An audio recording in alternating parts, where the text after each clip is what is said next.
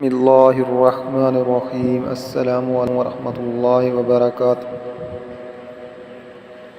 خباب رضی اللہ تعالی عنہ بن عورت کی اسلام قبول کرنے کے زمانے میں اسلام کا اظہار مکہ میں ایسا شدید جرم تھا جس کی سزا میں مال و دولت، عزت، ناموس، ہر چیز سے ہاتھ دھونا پڑتا تھا، لیکن حضرت خباب رضی اللہ تعالی عنہ نے اس کی پرواہ نہ کی اور ببانگ دہل اپنے اسلام کا اظہار کیا۔ یہ غلام تھے، ان کا کوئی آدمی مددگار نہ تھا، اس لیے کفار نے ان کو مشق ستم بنا لیا اور ان کو بڑی دردناک سزائیں دیتے تھے۔ ننگی پیٹھ دکھتے ہوئے انگاروں پر لٹا کر سینہ پر ایک بھاری پتھر رکھ کر ایک آدمی اوپر سے مسلتا اور اس وقت تک انگاروں پر کباب ہوتے رہتے جب تک خود زخموں کی رطوبت آگ کو نہ بجھاتی، لیکن اس سختی کے باوجود زبان کلمہ حق سے نہ پھیری۔ رحمت للعالمین آپ کی یاد کرتے، لیکن ان کا آقا اتنا سنگ دل تھا کہ وہ ان کے لیے اتنا سہارا بھی برداشت نہ کر سکا اور ان کی سزا میں لوہا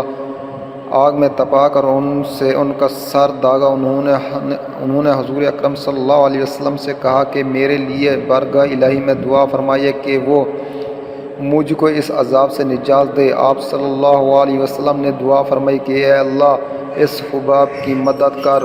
بارگاہ الہی میں دعا قبول ہوئی تو حضرت خباب رضی اللہ تعالی عنہ کو اپنے سنگ دل آقا سے نجات ملی۔ آپ نے مدتوں کے بعد حضرت عمر فاروق رضی اللہ تعالی عنہ کو اپنی پیٹھ کھول کر دکھائی تو تپائے ہوئے سونے کی طرح سنگ دل قریش کے ظلم و ستم کا یہ سکہ آپ رضی اللہ تعالی عنہ کی پیٹھ پر چمک رہا تھا۔